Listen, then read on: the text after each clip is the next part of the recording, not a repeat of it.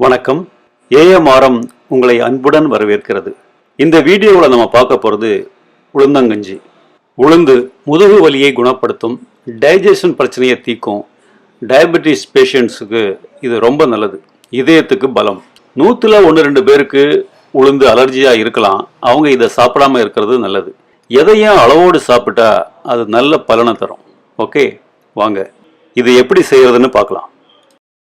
உளுந்தங்கஞ்சிக்கு தேவையானது 1 கப் அரிசி, 1 கப்புங்கிறது 1 வழக்கு, 1/2 கப்பு கருப்புளுந்து உடைச்சது.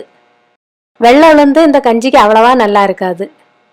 1/2 மூடி தேங்காய், திருவின தேங்காய்னா 1/2 கப்பு, 1 டீஸ்பூன் வெந்தயம், 1 துண்டு சுக்கு, தேவைக்கு உப்பு.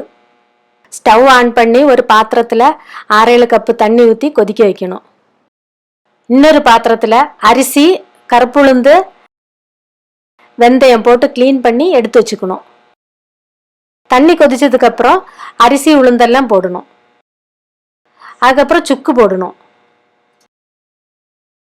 பாதி வெந்ததுக்கப்புறம் தேவையான உப்பு போடணும். தண்ணி இடையில தேவைப்பட்டுனா ஊற்றிக்கணும். அரிசி வெந்ததுக்கப்புறம் 2 கப்பு தேங்காய் பால் ஊற்றணும். தேங்காய் பால் எப்படி எடுக்கிறதுன்னு உரட்டி உருளைக்கிழங்கு குருமா வீடியோவில் போட்டிருக்கேன். கீழே டிஸ்கிரிப்ஷன் பாக்ஸில் அதோட லிங்கை போட்டிருக்கேன். கிளிக் பண்ணி பார்த்துக்கோங்க. தேங்காய் பாலுக்கு பதிலாக தேங்காய் திருவுனதும் போட்டுக்கலாம். ஆனால் தேங்காய் பால் அளவுக்கு அது டேஸ்ட் இருக்காது. தேங்காய் திருவல் போடதா இருந்தால் அரிசி பாதி வெந்த உடனே போடணும்.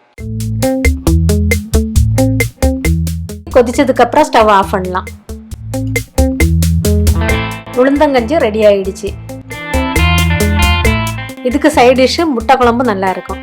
வெஜிடேரியன்னா முட்டைக்கு பதிலாக கத்திரிக்காய் முருங்கைக்காய் போட்டுக்கலாம். இதை எப்படி செய்யணும்னு அடுத்த வீடியோவில் சொல்கிறேன்.